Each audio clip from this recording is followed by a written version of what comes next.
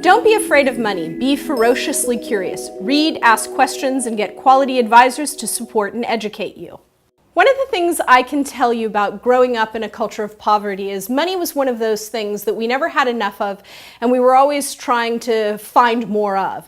And I always felt just grossly inadequate in terms of my own financial education, my own financial literacy.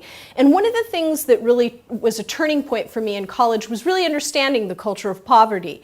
And one of the things that I taught myself over time was, rather than to be afraid of money and not understand money, was to really start to become curious about it and be more engaged with my financial success. Not just my earning power, which is its own issue, but really about sort of your financial literacy. What in the hell does your 401k mean? Where should you be putting that money?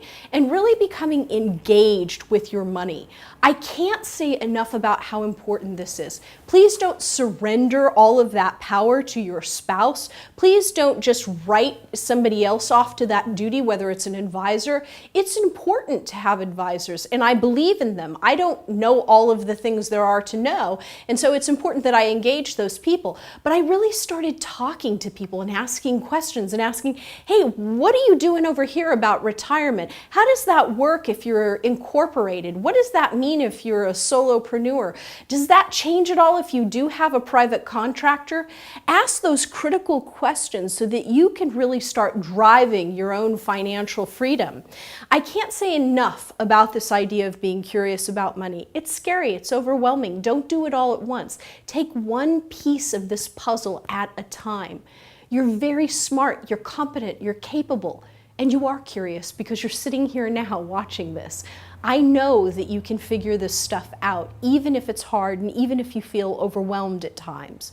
So here's what I want you to do. I want you to this week to just either pick up a book or take a class. Choose one thing that will really increase your financial literacy.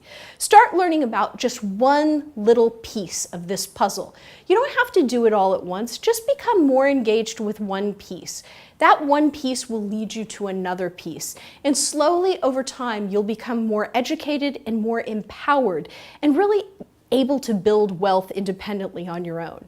The truth of the matter is, I've met plenty of people who did not have a high sort of earning potential, but they ended up really building an enormous portfolio of wealth because they were just curious and they made a lot of really good decisions along the way.